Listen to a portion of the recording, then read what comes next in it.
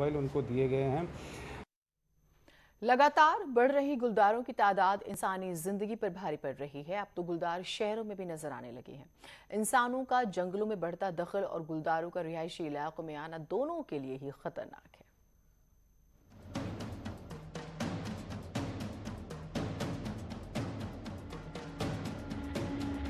बीते कुछ सालों में उत्तराखंड में गुलदार और इंसान के बीच संघर्ष बढ़ा है। इसी साल अब तक गुलदारों के हमले में 20 से ज्यादा लोगों की मौत हो गई। यही नहीं, बीते 7 महीनों में 7 गुलदारों को आदमखोर घोषित किया गया, जिनमें से 6 गुलदारों को शिकारियों ने मौत के घाट भी उतार दिया। गुलदारों के इंसानों पर सबसे अधिक हमले पहाड़ी इलाकों में देखने को मिले हैं।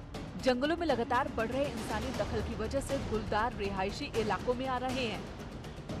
मानव जो है उनकी जंगलों पे भी कब्जा कर रहे हैं, वहाँ पर भी हमारे लोग आबादी हो रही है। प्लस दूसरा ये हो गया कि लोगों की आवाजाही बढ़ गई है हर क्षेत्र में, और वो जानवरों के लिए भी जंगलों में साधन कम हो गए। पानी भी नहीं मिल पाता है, कई बार खाने के भी साधन नहीं है, तो वो लोग भी शहर की तरफ या आबादी की तरफ आ जाते हैं। सरकारी आंकड़ों के मुताबिक उत्तराखंड में गुलदारों की संख्या 3000 के पार पहुंच चुकी है। हालात ये है कि पहाड़ी जिलों में न तो विभाग के पास वेटनरी डॉक्टर हैं और न ही ट्रैंकुलाइज गन। गुलदारों और इंसानों के संघर्ष को रोकने के लिए वन विभाग के पास कोई ठोस प्लान है ही नहीं। जो प्रभावित गांव हैं, जहां पे इसकी संभावना अधिक है, तो वहां पे जो बचाव के तरीके हैं उनको अपनाने की जरूरत है। वो चाहे मार्गों के किनारे झाड़ियों को हटाना, ये स्ट्रीट लाइट्स लगाना।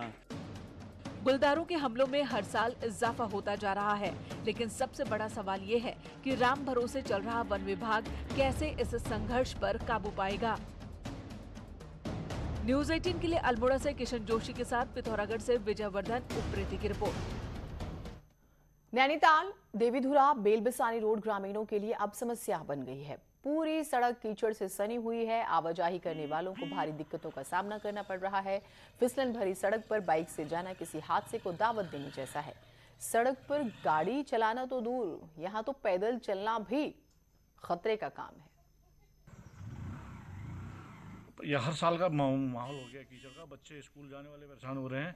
हम परसों एई और जेई को भी यहाँ लाए थे, उनके द्वारा हम 1 हफ्ते में काम कर दिया जाएगा, लेकिन अभी तक कुछ हुआ नहीं है।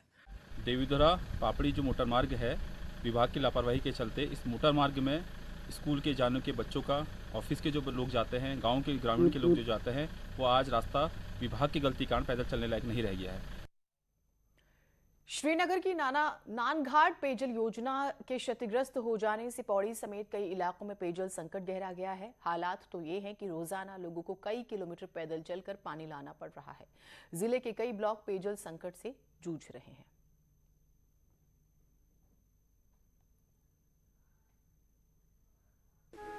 पानी की दिक्कत है जी, काफ़ी समय से है, लेकिन ऐसा है कि अब पूरा पानी होता नहीं है, इसलिए जो है हैंडपम्पों से काम चल रहा है। कई हैंडपम्प तो अभी भी खराब पड़े हुए, वो अभी बने हुए नहीं है।